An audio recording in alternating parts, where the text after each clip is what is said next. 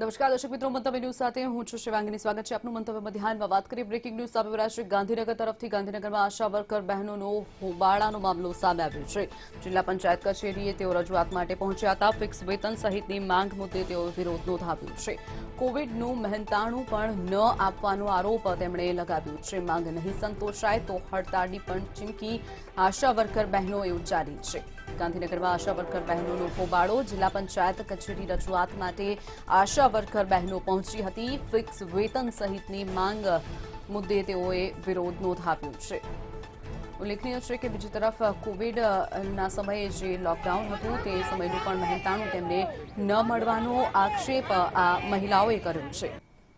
માંગ નહીં સંતોષાય તો હડતાળ કરવાની પણ ચીમકી તેમના દ્વારા ઉચ્ચારવામાં આવી છે। ગાંધીનગરમાં આશા વર્કર બહેનોનો હોબાળો। મોટી સંખ્યામાં આશા વર્કર બહેનો ગાંધીનગર ખાતે પહોંચી। જિલ્લા પંચાયત કચેરીએ રજૂઆત માટે આ બહેનો પહોંચી છે। ફિક્સ વેતન સહિતની તેમની માંગણીઓ છે। વાત કરીએ આ અંગે જ માહિતી માટે વિરેન મહેતા આપણી સાથે છે ફોનલાઈન પર। વિરેન, ગાંધીનગરમાં આશા વર્કર બહેનોનો હોબાળો, શું વધુ માહિતી? ચોક્કસ રાજ્યની આશા વર્કર બહેનો આજે ધરણા પર ઉતર્યા। દરેક જિલ્લામાં પોતપોતાની રીતે તેઓ રજૂઆત કરવાના છે। ગાંધીનગરની વાત કરીએ તો ગાંધીનગરમાં તેઓ જિલ્લા પંચાયત પહોંચ્યા હતા અને ત્યાં તેઓ રજૂઆત કરવા ગયા હતા। તેમની જે મુખ્ય ચોક્કસ માંગણી છે કે ભાઈ ચોક્કસ અમને કામ આપવામાં આવે અને ફિક્સ પગાર આપવામાં આવે, કારણ કે તેમને વેતન આપવામાં નથી આવતું। જે પ્રમાણે કામ કરાવવામાં આવે છે, રાત્રે 12 વાગ્યા સુધી તેમની પાસે કામ કરાવવામાં આવે છે। કોવિડમાં પણ તેમની જોડે ડોર ટુ ડોર કામગીરી કરવામાં આવી હતી। આ તમામ જે મુદ્દા હતા તેને લઈને તેઓ રજૂઆત કરવા પહોંચ્યા હતા। છેલ્લા લગભગ 6 મહિનાથી તેમનો પગાર પણ વ્યવસ્થિત નથી આવતો। આ તમામ મુદ્દાને લઈને તેઓ રજૂઆત કરવા પહોંચ્યા હતા। તેમણે જણાવ્યું હતું કે જો આ રજૂઆતનું કોઈ પરિણામ નહીં આવે તો આગામી સમયમાં તેઓ હડતાળ ઉપર ઉતરશે। જી ચોક્કસથી વિરેન, માહિતી બદલ આભાર। તો વાત કરીએ ગાંધીનગરમાં આશા વર્કર બહેનોનો હોબાળાનો મામલો સામે આવ્યો છે।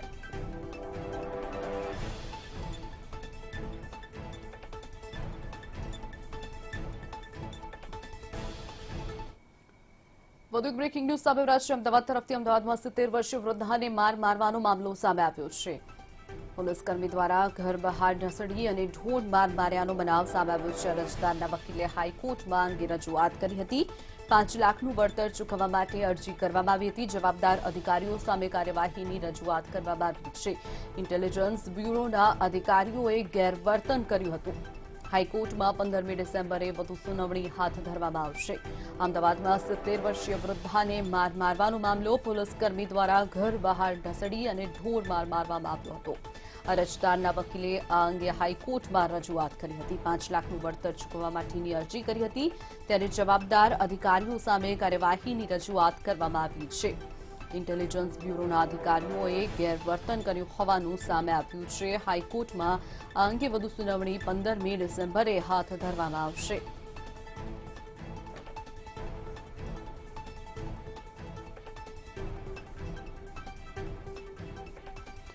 તો અમદાવાદમાં 70 વર્ષીય વૃદ્ધાને મારવાનો મામલો। પોલીસકર્મી દ્વારા વૃદ્ધાને ઘરની બહાર ઢસડી જઈ અને મારવામાં આવ્યો હતો। અરજદારના વકીલે હાઈકોર્ટમાં આ અંગે રજૂઆત કરી છે। 5 લાખનું વળતર ચૂકવવા માટેની અરજી કરવામાં આવી હતી। જવાબદાર અધિકારીઓ સામે કાર્યવાહીની રજૂઆત કરાઈ છે। ઇન્ટેલિજન્સ બ્યુરોના અધિકારીઓએ આ પ્રકારે ગેરવર્તન આચર્યું હતું। વાત કરીએ આ અંગે જ માહિતી માટે સોનલ આપણી સાથે ફોનલાઈન પર જોડી ગયા છે। સોનલ, અમદાવાદમાં 70 વર્ષીય વૃદ્ધાને મારવાનો મામલો સામે આવ્યો છે, શું વધુ માહિતી? જી, અમદાવાદમાં 70 વર્ષીય વૃદ્ધને ઘરની બહાર ઢસડીને લઈ જવા મુદ્દે હાઈકોર્ટમાં અરજી કરવામાં આવી છે, જેમાં અરજદારે જવાબદાર અધિકારીઓ સામે કાર્યવાહી કરી અને 5 લાખનું વળતર ચૂકવવા મામલે અરજી કરી છે। ખાસ કરીને આ મામલે હાઈકોર્ટમાં અરજદારના વકીલે એવી રજૂઆત કરી હતી કે તેમણે ઘટના સમયના ફોટોગ્રાફ રજૂ કર્યા છે અને ચાંદખેડા પોલીસના જે છે અધિકારીઓ તેમના તરફથી આ વર્તન કરવામાં આવ્યું છે। એમને ઘટના સમયના ફોટોગ્રાફ રજૂ કરવાનો કોર્ટે આદેશ કર્યો છે અને સાથે જ કોર્ટે ગંભીર રીતે આ ઘટનાની નોંધ લીધી છે અને સરકારી વકીલને સમગ્ર મામલે રિપોર્ટ તૈયાર કરી અને સોંપવાનો હુકમ કર્યો છે અને વધુ સુનાવણી 15મી ડિસેમ્બરે મુકરર કરવામાં આવી છે। ઇન્ટેલિજન્સ બ્યુરોના જે અધિકારીઓ છે ચાંદખેડા પોલીસ સ્ટેશનના, તેમના તરફથી જે આ ગુનો છે તે આચરવામાં આવ્યો છે। આ પ્રકારનું જે વર્તન છે તે કરવામાં આવ્યું છે અને સમગ્ર પરિવાર સાથે ગેરવર્તન કર્યું છે તેવી રજૂઆત અને સાથે પરિવારનો જે પુત્ર છે તેને માનસિક ત્રાસ આપવામાં આવ્યો હોવાની રજૂઆત પણ અરજીમાં કરવામાં આવી છે, જેની હાઈકોર્ટે ગંભીર રીતે નોંધ લઈ અને જવાબદારો સામે પગલાં લેવા તેમજ જે ઘટનાના ફોટોગ્રાફ છે તે રજૂ કરવા માટે થઈને કોર્ટે આદેશ કરી વધુ સુનાવણી 15 ડિસેમ્બરે મુકરર કરી છે। જી ચોક્કસ સોનલ, માહિતી બદલ આભાર। તો વાત કરીએ અમદાવાદમાં 70 વર્ષીય વૃદ્ધાને મારવાનો મામલો। જેમાં વધુ સુનાવણી 15મી ડિસેમ્બરે હાથ ધરવામાં આવશે.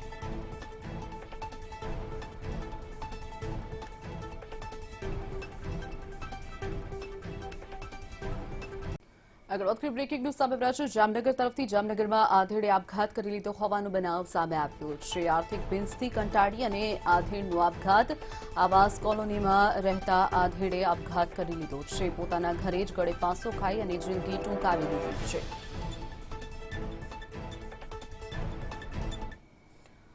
લોકસભામાં જે રીતે આજથી શિયાળુ સત્રનો પ્રારંભ થયો છે ત્યાં હોબાળો ચાલી રહ્યો છે. સીધા જઈશું લોકસભા તરફ. લોકસભામાં જે રીતે આજે શિયાળુ સત્રનો પ્રથમ દિવસ છે ત્યારે પ્રથમ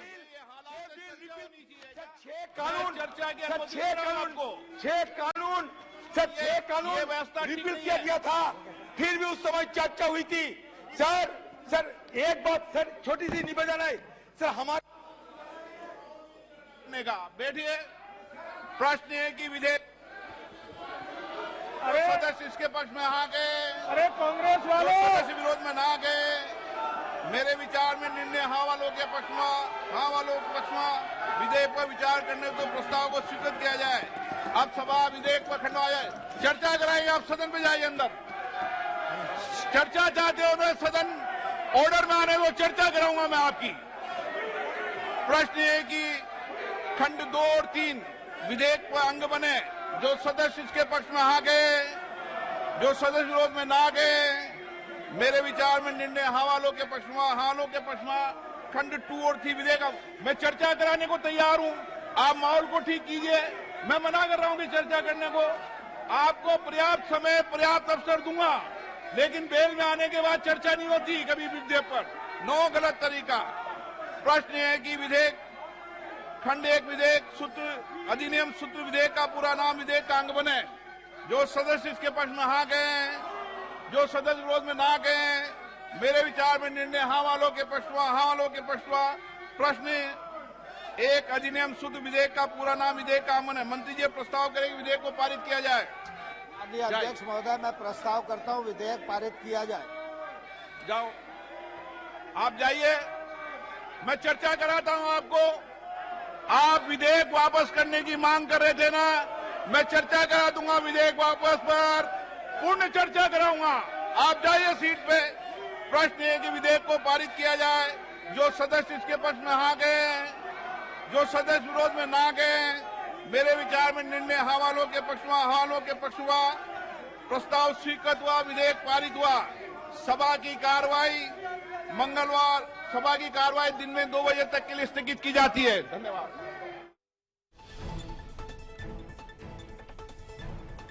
તો વાત કરીએ આજે જે રીતે લોકસભામાં સત્ર શિયાળુ સત્રની આજથી શરૂઆત થઈ છે ત્યારે તેમાં હોબાળો જોવા મળ્યો. તો બીજી તરફ બપોરના 2 વાગ્યા સુધી સત્ર સ્થગિત કરી દેવામાં આવ્યું છે. બપોરના 2 વાગ્યા સુધી સત્ર સ્થગિત કરી દેવામાં આવ્યું. આજે શિયાળુ સત્રનો પ્રથમ દિવસ છે. આજે કૃષિ મંત્રી નરેન્દ્ર તોમર બિલ રજૂ કર્યું છે. લોકસભામાં કૃષિ કાયદા પરત ખેંચવાનો પ્રસ્તાવ પણ રજૂ કરવામાં આવ્યો છે. ત્યારે આ તમામની વચ્ચે 2 વાગ્યા સુધી આ સત્ર સ્થગિત કરી દેવામાં આવ્યું છે. હોબાળો મચતા સંસદની કાર્યવાહી સ્થગિત કરવામાં આવી. બપોરના 2 વાગ્યા સુધી આ કાર્યવાહી સ્થગિત કરવામાં આવી છે. હોબાળો મચતા સંસદની કાર્યવાહી સ્થગિત કરવામાં આવી છે.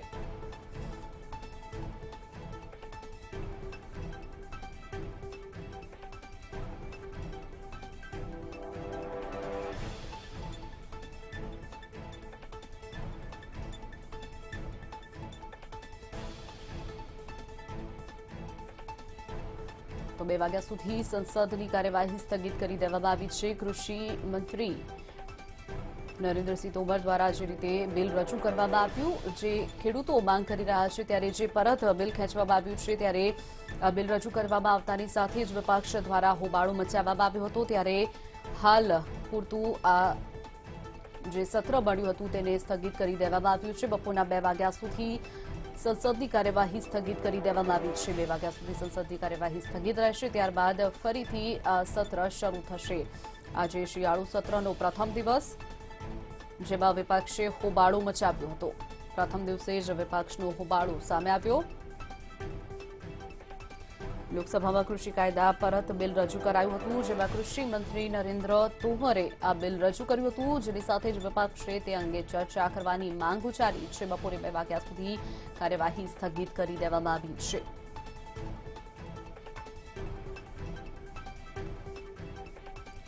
લોકસભામાં આજથી કાર્યવાહી શરૂ થઈ છે. અગાઉ સત્રના પ્રથમ દિવસે જ હોબાળાનો મામલો સામે આવ્યો. લોકસભામાં શિયાળુ સત્ર શરૂ થતાં જ હોબાળો મચ્યો હતો. લોકસભામાં વિપક્ષ પાર્ટીના સૂત્રોચ્ચાર કર્યા હતા. કૃષિ કાયદા અને એમએસપી મુદ્દે સૂત્રોચ્ચાર વિપક્ષ દ્વારા કરવામાં આવ્યા હતા.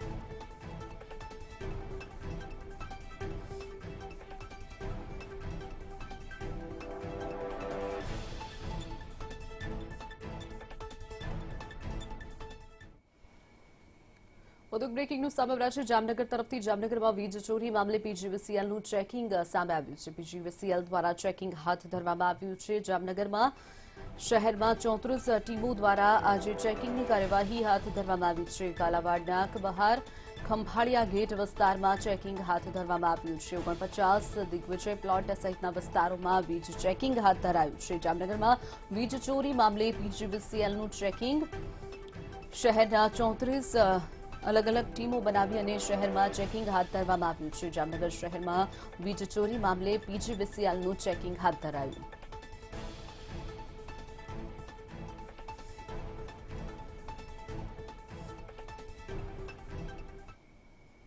આગળ વાત કરીએ વધુ એક બ્રેકિંગ ન્યૂઝ સામે આવ્યા છે. સુરત તરફથી સુરતમાં સોનાના બિસ્કીટ આપવાના મામલે છેતરપિંડી આચરવામાં આવી છે. અડાજણ વિસ્તારમાં 23 લાખથી વધુની છેતરપિંડી આચરવામાં આવી. કતારગામના વિરેશ તરસંગિયાના ગેંગ દ્વારા છેતરપિંડી આચરવામાં આવી છે. સુરતમાં અનેક લોકોને પોતાનો શિકાર બનાવ્યા હોવાનો મામલો સામે આવ્યો. સુરતના અડાજણ વિસ્તારમાં સોનાના બિસ્કીટ આપવાના નામે 23 લાખથી પણ વધુની છેતરપિંડી આચરવામાં આવી છે. કતારગામના વિરેશ તરસરિયાના ગેંગ દ્વારા છેતરપિંડી આચરવામાં આવી છે. સુરતના અનેક લોકોને પોતાનો શિકાર તેના દ્વારા બનાવવામાં આવ્યા.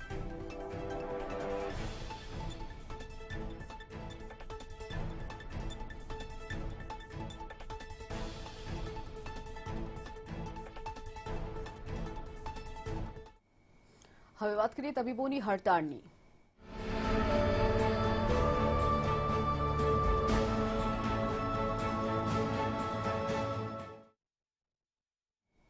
તો વાત કરીએ બ્રેકિંગ ન્યૂઝ સામે આવ્યા છે. જામનગર તરફથી જામનગરના જુનિયર તબીબો હડતાળ પર ઉતર્યા છે. જામનગરમાં પણ હડતાળની અસર જોવા મળી. ઇમરજન્સી સેવાઓ અને આઈસીયુમાં વિક્ષેપ નહીં. જનરલ વોર્ડ સહિતની ફરજ પરથી તબીબો અળગા રહ્યા છે. જામનગરના 150 તબીબો હડતાળ પર ઉતર્યા છે. એમપી શાહ મેડિકલ કોલેજ બહાર તમામ જે જુનિયર તબીબો છે તેઓ હડતાળ પર બેઠા છે. જુનિયર ડોક્ટરો અને સિનિયર રેસિડેન્ટ પણ આ હડતાળમાં જોડાયા છે. જામનગરમાં 150થી પણ વધુ તબીબો હડતાળ પર ઉતર્યા.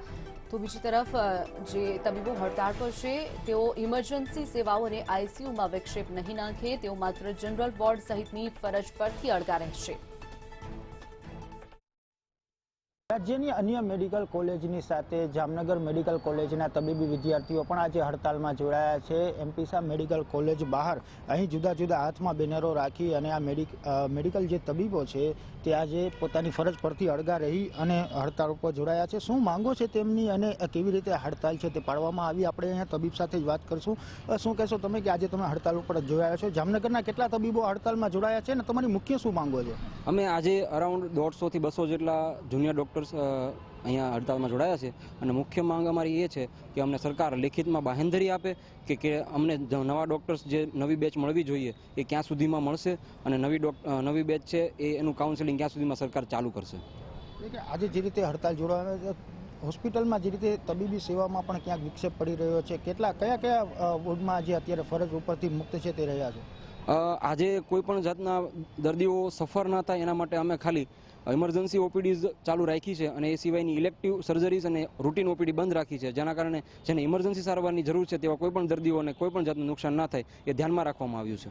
ક્યાં સુધી તમે આ હડતાલ ઉપર બેઠા રહેશો અને ક્યાં સુધી તમારી આ હડતાલ છે તે સમેટાઈ નહીં શકે?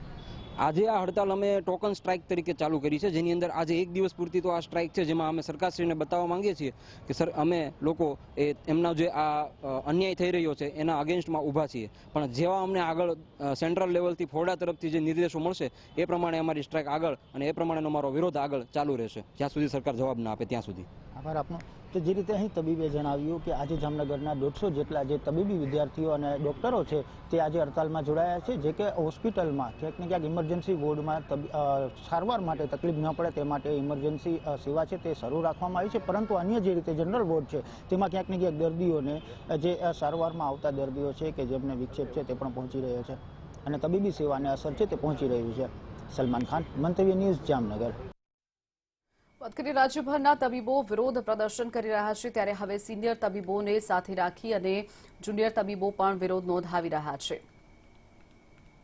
તો આ તરફ તમામ તબીબો જે રીતે અમદાવાદમાં બીજે મેડિકલ કોલેજ ખાતે તબીબો કાળી પટ્ટી બાંધી અને વિરોધ નોંધાવ્યો.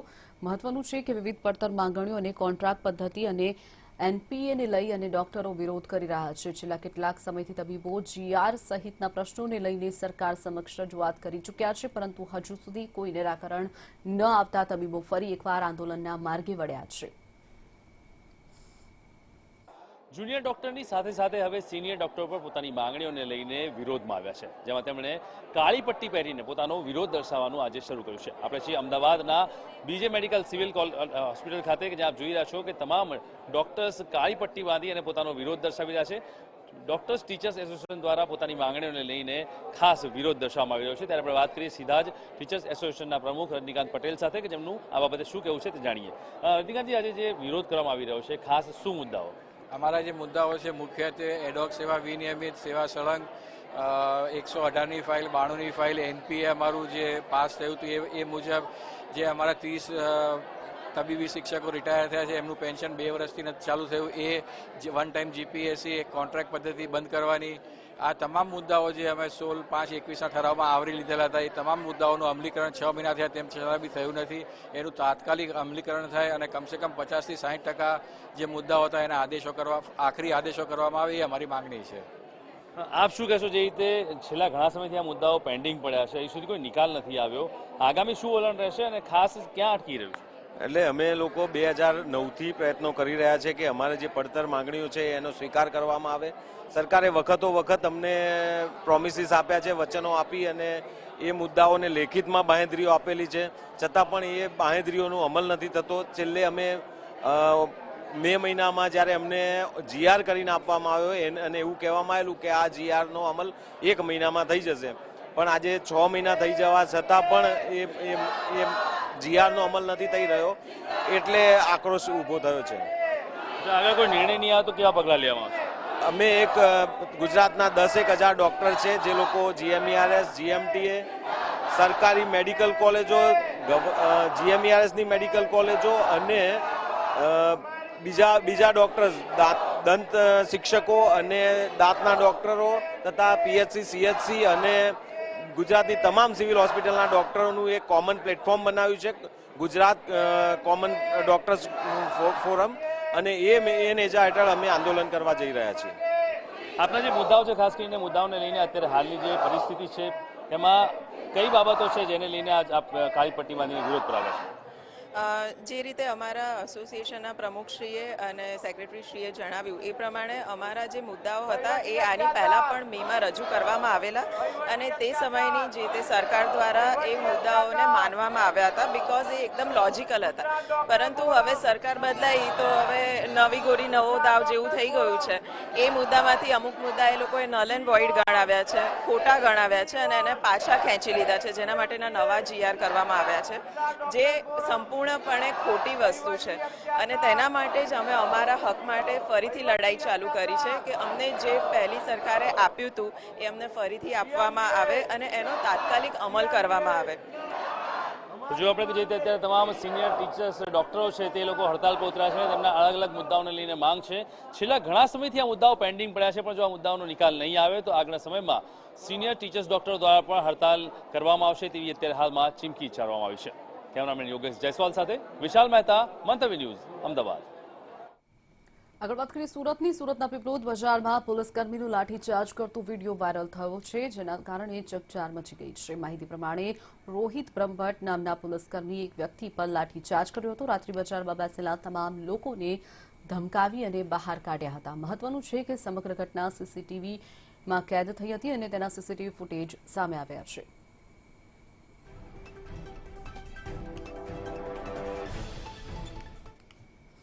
વાત કરીએ પાટણની. પાટણ જિલ્લાના બાસ્પા ગામે ગમખ્વાર અકસ્માત સર્જાયો હતો. ગામના પાટિયા નજીક રાત્રિ દરમિયાન પિકઅપ ડાલા અને બાઇક વચ્ચે અકસ્માત સર્જાયો હતો. તો અકસ્માતમાં ઘટના સ્થળે 3 લોકોના મોત નીપજ્યા છે. ઘટનાના પગલે ગ્રામજનો પણ ઘટના સ્થળ પર દોડી આવ્યા હતા અને 108ને જાણ કરવામાં આવી હતી. સાથે જ પોલીસ પણ ઘટના સ્થળે પહોંચી વધુ તપાસ હાથ ધરી છે.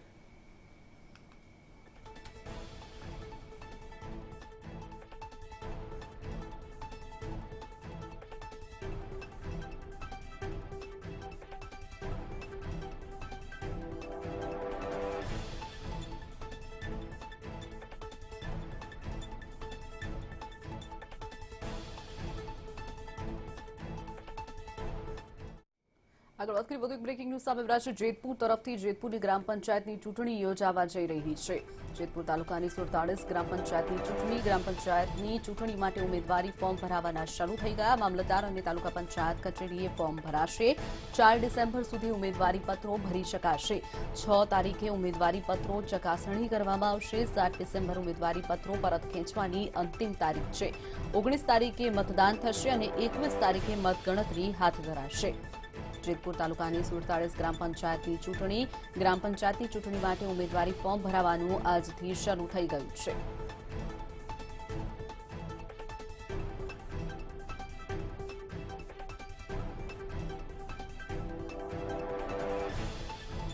ચૂંટણીના રાજકોટ જિલ્લામાં આજથી છે તે પડઘમ વાગી ચૂક્યા છે. ત્યારે હું આપને આ દ્રશ્ય બતાવવાનો પ્રયત્ન કરી કે આ જેતપુર તાલુકા પંચાયતની આ ઓફિસ છે કે જ્યાં આજથી છે તે ઉમેદવારી પત્ર ભરવાનું શરૂ કરવામાં આવ્યું છે. આજથી ઉમેદવારી પત્ર છે તે ગ્રામ પંચાયત દ્વારા શરૂ કરવામાં આવ્યું છે. અને જેતપુર તાલુકાની જો વાત કરીએ તો જેતપુર તાલુકામાં કુલ 48 ગામમાંથી છે કે 47 ગામમાં છે તે આજથી ઉમેદવારી પત્ર ભરવામાં આવશે. જેતપુર તાલુકા સહિત છે RNBની ઓફિસ છે, મામલતદારની ઓફિસ સહિત જે ઇજનેરની ઓફિસ છે ઇજનેરની ઓફિસ સહિત છે તે ફોર્મ ભરવામાં આવશે. આજથી 4 તારીખ સુધી ફોર્મ ભરી શકાશે. 6 તારીખના છે તે ફોર્મ 6 તારીખે ફોર્મ ચકાસણી થશે અને 7 તારીખે છે તે ફોર્મ પરત ખેંચવાનો સમય છે અને 19 તારીખના છે તે ચૂંટણી યોજાશે અને 21 તારીખે છે તે મતદાન શરૂ કરવામાં આવશે. ત્યારે ગ્રામ પંચાયતમાં છે તે ભારે ઉત્સાહનો માહોલ જોવા મળી રહ્યો છે અને લોકો હોશે છે તે ગ્રામ પંચાયતના સરપંચો દ્વારા છે તે ઉમેદવારી પત્રો ભરવામાં આવી રહ્યા છે. નિલેશ મારું, મંતવ્ય ન્યૂઝ, જેતપુર. તો સાથે સમાચારોમાં અત્યારે બસ આટલું જ. વધુ સમાચાર માટે આપ જોતા રહો મંતવ્ય ન્યૂઝ. આપ લોગ ઇન કરી શકો છો www.mantavynews.com. નમસ્કાર.